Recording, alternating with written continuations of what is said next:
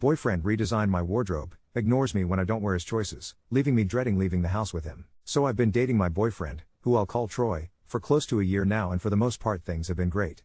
My friends love him, my parents love him, even my aunts and uncles who he's never met love him because of what my parents say about him. But lately I've been feeling insecure about our relationship because of something that's been going on since we got together. Some backstory: Troy and I started off as friends and then we moved in together. What we did most with our free time was clothes shopping. Troy is very stylish and he always gets showered in compliments whenever we go out, and people always ask him where he gets his clothes. So I loved shopping with Troy because he always picked out great outfits for me to wear, because guess what?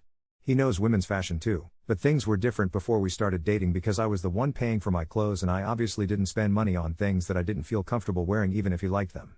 Fast forward to us dating and there's barely any clothes in my closet left that I bought or had much say in buying.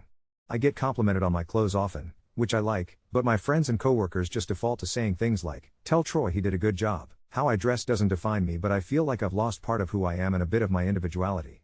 I also live in a very hot location, and for some reason no matter what Troy wears he never seems to sweat. I, however, sweat like crazy, so sometimes I dress comfortably. When I do, I can tell Hess a little embarrassed to be out with me. He hates tank tops on women and never wears sweats in public, and before him I wore those things a lot. Hess a really nice guy about it, and Hess never asked me to change, but I can tell Hess uncomfortable when I dress down. It's a struggle to get him to hold my hand. He spends more time on his phone than usual, and he won't kiss me in public. And on top of that, I don't even have to be dressed in the really bummy clothing for him to act like this either. If we don't match in level of style when we go out, he behaves differently. I'm starting to hate going out of the house with him. I've talked to him about it and he says he doesn't think it's so bad that he isn't as affectionate in public when I'm not dressed well, because Hess very affectionate when we're at home no matter what I wear. Update 1. So basically I feel horrible about myself now because of what happened tonight, and I'm just waiting for all of this to blow over. So I woke up a few hours after I posted last night. Read your responses on my phone. BF cooked breakfast. We both went off to work just like usual. No biggie. He gets home before me, so when I got back he was sitting in the living room watching TV, so I sat down next to him and we just watched silently. I didn't say anything for the entire episode of the show because I figured he would have said something first if he wanted to talk. It seemed like he had something on his mind, so I asked him if something was the matter and he said no, and then I asked him why he was being so quiet. He then apologized and sort of perked up and asked if I wanted to go out to this bar/restaurant/bookstore place we'd gone to a while ago that we really liked. I said yes. A few hours pass and he seems a little mopey, but I just let him do his own thing, figuring he'll tell me what's wrong when Hess ready. He lets me know he wants to leave soon, so he goes into the room to get dressed and I join him. Now I understand I might get some judgment for this based on all the complaints I made in my original post, but I like to ask Troy's opinion on what I should wear sometimes. I'll pull some things out of the closet and ask him what he thinks, and he'll give an honest opinion about it. Anyways, I picked out a shirt and skirt that he bought me and asked him what he thought, and he stopped to think for a bit, walked to the closet, dug all the way in the back and pulls out some of the clothes I bought for myself a long time ago. He told me he thought I would really look good in the outfit tonight and he'd like to see me in it since I haven't worn it in a while. So I obliged, put the clothes on, and we were off. It felt really good for him to do that for me. In all fairness, the clothes look really nice, like something he'd usually pick out, but it's been so long since Hess recommended I wear my older clothes and it felt like he was intentionally being nice. Troy continued to act a little different the entire night and I didn't know why. When he parked, he walked over to the passenger's side and opened the door for me, then he extended his hand to help me out of the car and he didn't let go of my hand after I was out, not in a violent way, he was just holding my hand. It was nice, but it wasn't what I was used to. When we got inside he was pretty quiet, similarly to how I said he acted when I didn't wear what he wanted, but every time I acted concerned about his behavior he would dismiss it and bring up a topic to talk about. The things he brought up to talk about were just random small talky type things, really nothing that could sustain a significant conversation, so the evening was kinda awkward. We left about 2 hours later and I still didn't know what was going on. We were both silent in the car for a bit and then he suddenly breaks the silence by saying, "I don't want you to think that I'm ashamed of you when you're not all dolled up how I like." My heart sank into my stomach when he said that. I just replied, "Where did that come from?" He said he was just thinking about it. But I knew where, and I was screaming inside my head. I realized I never signed out of this throwaway account on my laptop and he must have stumbled upon my post from yesterday. When we got home I just figured we were past the point of no return, so I pulled up my laptop, found the post, and asked him what he had to say about it. He was shocked at first and then he realized I knew I never thought I'd use that phrase in a serious way. He asked how much I agreed with the comments, but I saw what he was getting at, so I told him that I wasn't about to break up with him. Then he told me he needed to clarify something. It was a long explanation, so I'm gonna paraphrase. He told me that he knows he acts like a jerk sometimes by ignoring me, but that it's not entirely about me not wearing his clothes. Basically he told me he gets quiet and distant with me about other things too, but Hess not trying to manipulate me, he just feels stuck. By stuck he meant that he 1. Gets upset by something I do, 2. Doesn't want to lash out, 3. Wants to bring it up to me for, realizes that the issue is really small and Hess embarrassed to admit it bothers him, so he ends up upset and quiet. Hess afraid I'll call him sensitive and get annoyed at him for it, which I've never done. He said with the clothes thing it was never really about the clothes, it was about this thing he says I do. I apparently go out of my way to get his opinion on something for me and then just ignore it and make the choice that I wanted to make in the first place, which bothers him, and that's what I did those handful of times where he ignored me in public. I sort of called bullshit on that because of the comment he made about him thinking it was okay to only forget about how I'm dressed when we're home, and then he told me he just said that because he was annoyed at me and he knew it would bother me. Then he brought up an occasion where I dressed how I wanted to and he didn't treat me differently in public, and how he never packs my bags for me when we leave town. I told him that not communicating with me when Hess upset isn't okay and that it hurts me when he ignores me, and he acknowledged that it was wrong. But honestly at that point I was feeling like the jerk. Here I am showing him a group of people on the internet that pretty much hate him now based on some misunderstandings, calling him names, and telling me to leave him, and my laptop light is just shining in his face the whole time. It got pretty silent and awkward. I was just sitting there staring at him while he stared at the ground. But then he says, "Did you see the guy that called me a gay douchebag?" And he laughed, so I felt comfortable laughing. We both apologized and hugged for a really long time, and he told me he was going to bed. He usually goes to bed a lot later than he did, but I didn't feel like I should stop him. So I'm currently feeling pretty shitty, but things will probably be okay by tomorrow, and I guess I'm glad he found the post because we really reached an understanding tonight because of it. I'm just really embarrassed for getting it wrong. It was just that comment he made that one time we were out that made me think all those things and lead me to those conclusions about his opinion of me. I wish he never said that, but I guess that's that. Update 2. The next morning after all that I woke up feeling like someone had scraped out my insides with a spoon and then put me back together wrong, but in that weird floaty way where you think maybe the worst is over and you can just walk around like normal and maybe no one will notice. He was already up and making coffee, and even though he never sweats he had this little damp patch on his t-shirt at the collarbone, and for some reason that detail is important in my brain because it made him look human, and I kept staring at it while I poured cereal like a creep. He set my mug down in front of me, kissed the top of my head, and said no fashion talk for 24 hours like it was a dare. I said deal, and then he got quiet and smiled and said also, "Can we invent a word for when my brain starts doing the stupid thing? Like a pause button?" I told him he could say pineapple because he hates pineapple on pizza and it would be easy to remember and stupid enough to cut the tension, and he rolled his eyes and said that's the most you word ever, and we actually laughed, which felt like touching the ground after jumping off something a little too high. He texted me later from work asking if I wanted to go with him to a rooftop thing on Saturday for one of his coworkers' birthdays. I said yes before thinking, and then immediately spiraled about what to wear, and then remembered I'd signed a no fashion talk for 24 hours contract with my mouth, so I closed my texts and went back to doing actual work like a person. He got home early for once and did this very ceremonial thing of pulling everything out of the back of my side of the closet and laying it on the bed like a quilt made of my old self. I touched a faded tank top that used to be my uniform in the summer, black, soft, hangs right, probably cost $7, and I started crying in a really unattractive way, and he looked like he wanted to reach out but he stayed still, which I weirdly appreciated because I needed to cry without being tidied up. He said, "I've been a jerk with this. I don't want to own your body with fabric."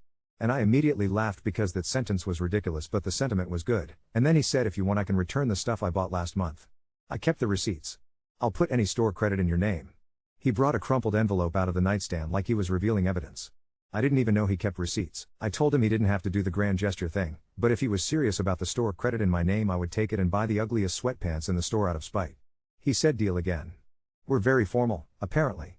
We decided to test the pineapple idea that night at the grocery store because it was hot and the AC in our car has started making this whistling noise that only happens when you're already on edge. I wore the faded tank and those old broken-in sneakers that he hates because they're more hole than shoe. He held my hand in the parking lot without being prompted, which is new, and did the little thumb rub thing he does when he's nervous. Inside, we ran into one of his friends from the gym who is always in head-to-toe some brand and who always looks like he's walking to a video shoot even when he's just buying eggs, and I swear I felt Troy's hand turn into a statue. He didn't drop my hand though.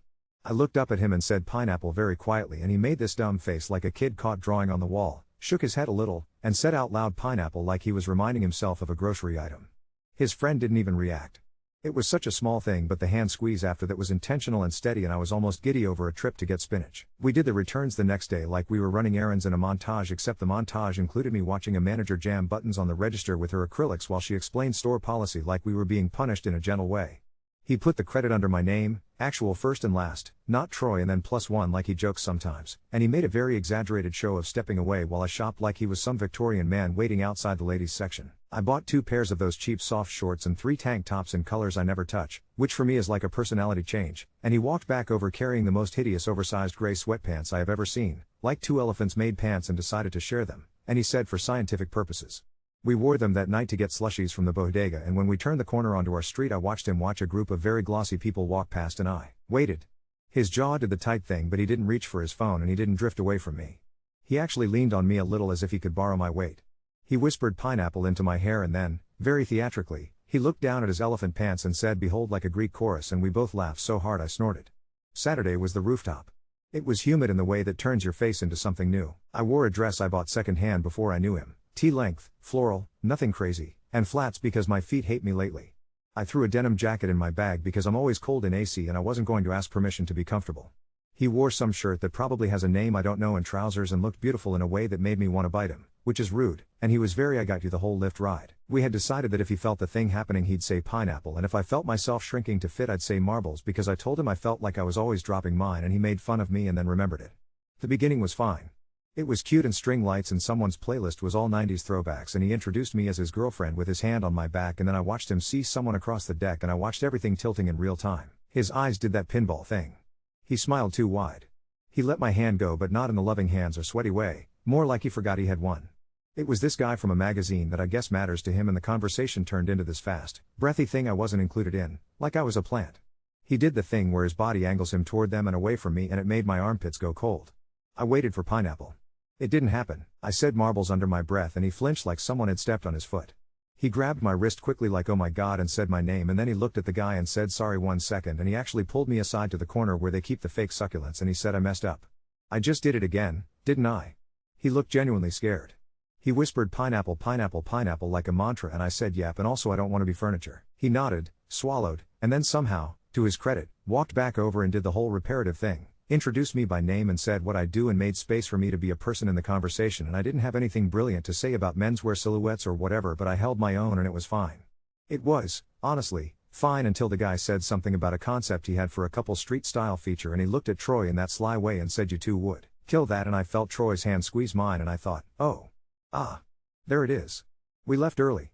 In the lift he was silent and I was silent and I was counting the lights out the window and then he said, very fast, like he had to yank the words out before they hit again, I didn't tell you because I knew it would sound bad but I have a meeting next week at a studio, it's like an assistant thing, and they asked me if I could bring sample looks and they specifically asked if my personal brand included how I style my partner and he made a sound like a laugh and a sob had a baby. I don't want to build something on top of you. I don't. But I wanted to say yes because it feels like a door and I'm scared if I don't take it, it won't open again. I just stared at the back of the driver's headrest for a second to stop my face from arranging itself into something I couldn't undo. I told him I would help if I wanted to help and not because I had to and that our relationship was not a mood board and that if he wanted to pitch himself that was fine but he wasn't allowed to use me as a mannequin in real life without asking. He nodded a lot and then said he'd email them to say he was coming solo and that he could talk about his approach without turning our actual days into his portfolio. And I said okay, do that. He took his phone out right there in the lift and typed an email and let me read it before he hit send and it was so earnest it hurt my teeth. It wasn't perfect, like he still used language about shared aesthetic that made me roll my eyes, but it was a boundary in words and that felt like something. The weekend turned into this weird time warp where we did very ordinary things and had very intense feelings while doing them. On Sunday his mom called and asked if we wanted to come over for dinner because she made something you can eat cold. She's the kind of person who knows who you are before you do. I've never actually sat at his parents' table before, just met them in passing. And I think part of me expected to walk into a house where everything looked like a magazine spread and no one sat down until every hair was sprayed into place. It was beautiful, honestly, but in the lived-in way. His mom is small and sharp and kind and she wore lipstick that matched the salad bowl. Accident? Who knows? And she hugged me for maybe a beat longer than you do with someone you barely know and said we're told you are a genius at your job, which is such a mom thing to say when your boyfriend has obviously told her one story about you last year. She also, halfway through dinner, reached out with an actual napkin and dabbed at a dot of sauce on Troy's sleeve like he was still 8 and didn't seem embarrassed about it at all. She told a story about a school picture day that went wrong because he got paint on his shirt right before and she marched back to school with a different shirt because pictures are forever and laughed and then said to me, no joke, I don't mean to be that person but it's good to present well. You only get one first look. Troy stared down at his plate hard enough to burn a hole. In the car after, he told me how kids used to call him thrift store when he started middle school because his stuff didn't match, and how his dad made a joke once that stuck too long, and how clothes started as armor and then became identity and then became this thing that kept him from moving sometimes like a costume he couldn't get out of. He said he knows, it's not fair to make me part of that. He said he doesn't know how to stop thinking in outfits. I told him he doesn't have to stop loving it, he just has to stop letting it dictate how he treats me. And he said okay in that small brave way that means he heard it. On Monday I found a box under the bed when I was looking for my phone charger and I thought it was going to be receipts and miscellaneous power cords, because that's what goes under beds in our age bracket, but it was this stack of printed photos of me. Not like creepy photos, just pictures from our first months together, candid stuff that my friends took and he took and even selfies we took, and he had scribbled notes along the margins, like she looks happiest in this neckline and ask her about belts, she didn't seem comfy and it felt like being seen and also like being studied and I had to sit on the floor for a minute to figure out, which. He walked in on me looking and his face did the oh no thing and he immediately started talking and said it was from when he was doing that online course thing and they had to make a personal study and he had used me as the subject because I was there every day and it felt normal and then he realized it wasn't, and he should have asked, and he hid it because it made him feel gross retroactively. He couldn't tell if it was love or control. I believed him because the notes weren't like make her wear this, they were like she hates itchy seams and she fidgets in stiff skirts, true. It still made my stomach feel knotted. I told him I want to be able to dress without a thesis.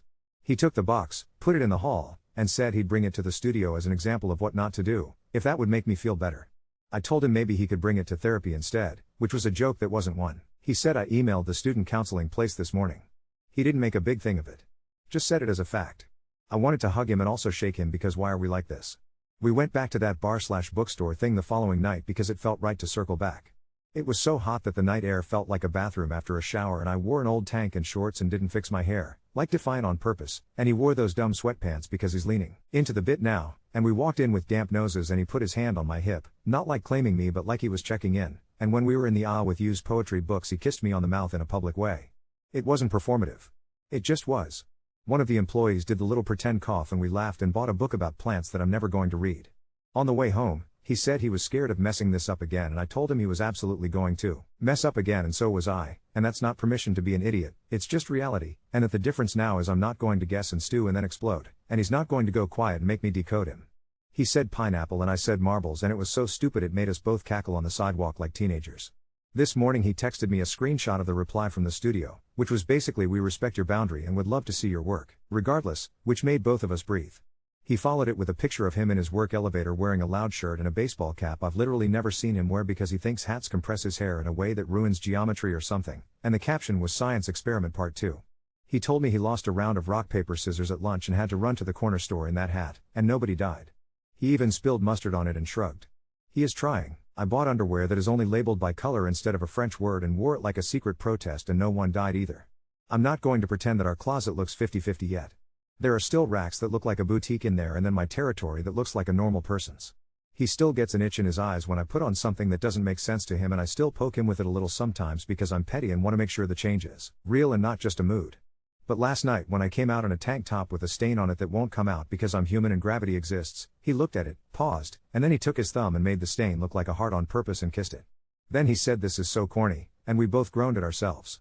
He's also started doing this thing where if I ask his opinion he'll say do you really want it or do you need me to tell you you're hot? And sometimes I say just call me hot and he does, and sometimes I actually want his opinion and if he gives it and I reject it I tell him why instead of just breezing past it and he handles it without curling up like a pill bug. It's small and it's a lot at the same time. And now when he goes distant, even a little, I don't have to perform perfect cool girlfriend and pretend I don't notice. I can say hey, are you on your little island? And he'll answer me. He actually said the dumbest sentence last night while brushing his teeth. He said, with a mouthful of foam, I think the clothes were a safe place to be a coward, and I had to sit down on the bath mat because that was so simple and true. Anyway, we're going to his friend's barbecue this weekend and it's supposed to be 98 and I am going to wear shorts and a tank and probably look like a glazed donut and he said he was going to bring a towel to dab my face like his mom did to him and I told him if he touches me with a towel in front of other people I will set him on fire, lovingly. He said noted, and then asked me if I wanted to match sneakers. I told him no. He said okay. That okay felt bigger than it should have. I think that's the point. Update 3. The barbecue was in a backyard that felt like the inside of someone's mouth, wet and too warm, with a grill that made the air tilt. I wore the shorts and tank I promised and my hair was doing that halo of frizz that looks deliberative. You're a cool girl and like I slept in a dryer if you're me. He brought a towel and waved it around once like a matador to make me mad and then asked out loud, like a waiter offering pepper, do you consent to dabbing? And I told him I would call the fire department on him with my eyes if he tried and he put the towel in his back pocket like an apology. He had on a linen shirt that looked like it had its own breeze, which should be illegal. Someone's golden retriever kept putting its tennis ball in my shoe and then backing away in horror when I wiggled my toes, which felt like the exact right level of social interaction for that heat. It was normal for a while. We sat on the ledge of a kiddie pool with our ankles in questionable water and he very cautiously, like he was trying to pat a bee, put his hand on my thigh and kept it there even when two of his friends who are always glossy walked by laughing and said couple goals in the jokey tone that isn't really a joke. He didn't go rigid. I kept waiting to want to crawl out of my skin and I didn't, so maybe I was just slowly boiling like a frog and didn't notice, but I don't think so. He asked me if I wanted a hot dog and I said yes, and then he asked if I wanted to pick it out myself and I said I love when my choices are performative, and he made a face and got me the one that looked least like a biology diagram. There was a moment. There's always a moment. A girl I didn't know with those tiny sunglasses and a manicure that could file glass kept taking Polaroids of everybody, and the boys were doing that thing where they pretend they hate pictures but also turn just enough to hit their angles. She asked if she could get a picture of us for the spread. I guess there's a group chat somewhere called The Spread in America's Rich Social Life, and she said, without malice, you two have such a vibe, like he's the stylist, right? I watched his mouth, open to say something slippery. I felt that old flare under my ribs. He said I am a stylist. She is not a mannequin. And then he looked at me and said, do you want a picture? Like a real question. I said yes because I am not anti-photograph, I am anti being made into a hanger. We took one with me sitting and him kneeling next to me because I was not going to stand up and stick to my dress, and he did not try to rearrange my hair or my arm like a director, and the picture came out blown and weird and perfect. Later I saw him look at it and smile with his whole face and then put it in his wallet like he was 80 years old, and it made my chest hurt in a not bad way. The day after, he had the studio meeting. He wore this black t-shirt that fit him like a thesis statement and those trousers he loves, and he didn't ask me one time what I thought, which was jarring and also maybe the point. He said he was going to take the train because he wanted to walk in. He is ridiculous, and I said okay, have a good walk in, like he was a boxer. He texted me a picture of a water stain on his shirt in the elevator and said if this is a sign I'm taking it as baptism, and then put his phone away for 2 hours. I kept opening my email like a divorced dad waiting for the mediator to call, and then finally he sent out, "We'll call," and my stomach did a backflip and vomited at the same time. He got it. Not in the "here is your desk on Monday" way, but in the "we want you 3 days a week for the summer as a trial and if you don't choke, long-term" way. He told me they asked him, once, about his partner styling, and that he told them what he told the Rooftop people, that his approach with clients is collaborative, that he doesn't need to turn his personal life into content to prove he knows what he's doing, and he said they nodded in that way that might mean respect or just thank you for answering that neatly so we can move on. He said 2 sentences that didn't sound like him, in a good way: I don't want to confuse access with intimacy and I am working on not performing competence at my girlfriend. I said who are you and what have you done with my boyfriend, and he said someone on the train was reading a self-help book and I read over their shoulder, which was a joke, but also he had a receipt in his pocket for a Barnes & Noble that he definitely ducked into on the way home. He is such a nerd in disguise. He also actually went to therapy. Like sat in the very soft chair and everything.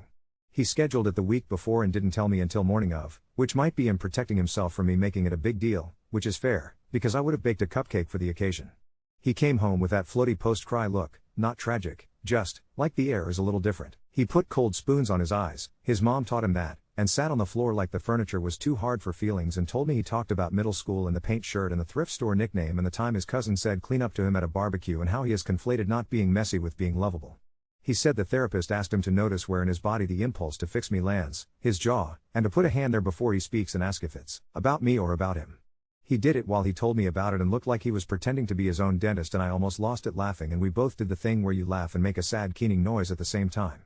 He said he asked if he needed to bring me in for a session, and the therapist said eventually, maybe, but first to learn how to have a feeling without outsourcing it. I liked that phrase and also hated it because it was true about both of us and I don't want to share. Because life is a petty oaf. 2 hours after that, my boss asked if I could present at this small industry meetup on Thursday because someone got COVID and I am the spare tire. I said yes because I have a brain that agrees to things and then screams later. I came home and stood in front of my closet and stared like a bewildered raccoon, and then sat on the floor and texted my friend an entire essay about how I wanted to look like myself and not like Troy's girlfriend, sorry to the box, under the bed. He watched me do it in the mirror because our room is a mirror museum, and he came over and said, "Do you want my opinion or do you need me to tell you you're hot?" And I stared at his stupid face and said both. He said I'm hot and then said you always look sharp when you're secretly comfortable, and he pointed at the black jumpsuit I bought the month before we met and have been punishing in a corner because it has one weird snap. He fixed the snap. I did my thing, I wore flats. He walked me there and then didn't come in because we decided ahead of time that he wasn't going to sit in the back like a dad at a recital waiting to clap the loudest and then get credit for my talent. He did kiss me at the corner and said marbles? And I said marbles back and did not drop them all over the floor. It went fine. I didn't black out. Afterwards someone told me I loved that blazer and I didn't say Troy picked it, partly because he didn't, and partly because I have stopped narrating myself like a duck explaining water. This is a strange new sport. We had another dumb fight too, because equilibrium is not a real thing, it's just marketing. A coworker texted me a picture from the meetup and captioned it, "Tell Troy he did such a good job on this one," with a bunch of sparkles like approval can be illustrated. And I felt hot in my eyes and typed "It's me" and then deleted it and then typed "Troy didn't pick it, but thanks." And then deleted it and then didn't answer at all and then came home and snapped at him about a fork in the sink. "I told you, petty." He watched me clank around and then said, "Is this about silverware?" like he was narrating a nature documentary, and I said, "It's about how I want my life to be attributed to me," and I cried in a flung way that scared the cat on the neighbor's balcony, and he came and stood next to me, not in front of me, and put a hand on his jaw like a student and said, "I want that too," and then you can reply to that text if you want to, you know. I told my coworker that it was me in my jumpsuit and a repaired snap, and she sent back, "Lol, I just meant you looked nice," which is what happens when you build a whole thesis around someone else's careless sentence. I need to stop making movies out of trailers. He needs to stop making mood boards out of my body. We're both art directors in hell. I did something the next day that should be small but was big in my head. I cut my hair. Nothing dramatic like Pixie, but 4 solid inches. And I told the woman with the scissors to take the heaviness out, and she did, and I felt like my head could float away untethered, and I tipped her too much out of gratitude and also because I panic tip. I texted him a picture with the caption "Science Experiment Part 3" and then I said pineapple because I preempted his own brain, and then I turned my phone over because I am a chaos agent. He called me immediately and said, "I love you," before he said, "I love your hair," which is how it should be in a book. When he got home he actually paused in the doorway like I was a painting and said "oh," and touched the air near my face like he didn't want to smudge it, and then touched my hair like he was asking a question, and I said yes, and he buried his face in it and said, "I smell like your shampoo now," like it was a badge. He did have a little moment later when we were getting ready for bed where he stared at the floor and I said pineapple? And he said, "I'm doing it, the thing where I imagine how to dress you around it," and then he said out loud, "That's none of my business," like he was disciplining his brain like a naughty dog, and then he laughed and said, "The dog listens better than my brain." We celebrated his trial job with Thai takeout on the floor because we always seem to end up on the floor when something is real. He told me they want him to pull looks for a client who specifically hates trends and needs things that last, which is funny because that is also me, except I also hate seams that itch. He asked me if I would come to the thrift with him to look for textures, his word, and I said yes because I like watching him go soft around old things. At the thrift I found a shirt that looked exactly like the one in his mom's story with the paint, like down to the wrong pocket, and I held it up and he actually took a step back like it was a ghost, and then he took it from me and put it on and said, "I want to make the thing that hurt me not hurt me anymore," which was a lot for the aisle between men's jackets and lamps. He bought it. He wore it to get coffee the next day with a splotch that we made together on the sleeve. We literally painted it on. He said we were doing exposure therapy and I said I was going to charge him, and he looked relaxed in a way that didn't read as unbothered as much as honest. He didn't even check his reflection in the window more than twice. Progress looks like ridiculous things. We also did a stupid practical thing that felt huge. We rearranged the closet. Not a purge, not a divorce of hangers. We moved the rack so that my stuff doesn't live in the back like it's in witness protection. He installed a second bar, which he measured with his tongue sticking out because he focuses like that, and he labeled it with masking tape "Her Real Life" because he's cheesy, and I let him because he owned the cheese. He took the box of me notes to therapy like I said, and the therapist told him to write apologies in the margins to the girl in the pictures and then decide which ones needed to be actually said to me, and when he said that out loud my body did that weird internal nod like yes, okay, that checks. He wrote, "Sorry I studied you," instead of asking you next to one where I'm laughing with chopsticks in my mouth, and he read it to me, and I felt both silly and sacred and wanted to throw the picture in the freezer and never look at it again. I didn't. I put it on the fridge for a day like a child's drawing and then put it away because I didn't want to be a shrine. There was a moment with his dad too, who I haven't mentioned because he is quiet like a large tree is quiet, always there and occasionally dropping an apple on your head. He came by to drop off a cooler we borrowed and he looked at my non-linen self and said, "You look like summer," in a way that felt like a blessing, and then he looked at Troy's paint shirt and his mouth did a smile he didn't let the rest of his face know about, and he said, "You didn't even change," like it was okay that he didn't. It was such a small thing and you could feel the room rearrange. Troy breathed out. I watched it happen in his shoulders. The week bled into each other. We did small stupid rituals that felt bigger than they should. He started asking me to pick his outfit on Mondays as a joke and then wearing exactly what I said even if I chose something that would make him squirm 1%, and then texting me from the bathroom like I am squirming 1%, this is growth, and I started catching him in the hallway when I felt myself doing the shrinky thing and saying I need to be loud on purpose right now, which is not code but works. He still has an itch. I still have an itch. But we are scratching less at each other and more at our own hands. We had a dumb fantasy called Sunday Lounge where we meet in the living room in the worst outfits we can legally wear and drink iced coffee and read that plant book we bought as a bit. He wore the elephant pants and a tie-dye thing that looked like a bruise, and I wore a shirt that has Cincinnati chili on it from a yard sale. He called me beautiful and I told him to do less, and then I took a picture of us that I'm not going to post anywhere and I put it in my wallet like an old person too, next to a receipt for gum and a fortune that says you will find happiness with your new hairdo, which is hysterical and cruel in equal measure. The plant book still looks at us from the coffee table like a patient friend. We have not repotted anything. It is too hot. I don't want to pretend we have solved something we haven't. I still felt that electric wrongness the next time a cashier called us the stylish couple because the word "we" still holds a trap door, and he still did the subtle calculation face in the shoe aisle when I picked white sneakers that are definitely going to be brown in 2 days. But also, he said okay and the okay didn't have a hook in it. He put his hand on his jaw before he answered someone at a party and introduced me like I am a person and not an accessory. He said I don't need to make her match me to be with me, out loud to someone who was not me, and the earth didn't tilt into the sun. Last night right before I fell asleep he said, "Into the dark," which is when all men say their truest poetry. I think I wanted you to be part of my proof. I don't need proof if I have practice. I told him that is the least sexy sentence anyone has ever whispered into a pillow and also that it made me want to kiss him hard. He said pineapple and rolled toward me and the air conditioner whistled like a teapot and somewhere a car alarm was having a feeling spiral and inside our ridiculous little room I felt not like an exhibit but like a person with a body that belongs to her, wearing a tank top with a stain he made into a heart because he can't help himself, and he did not look away.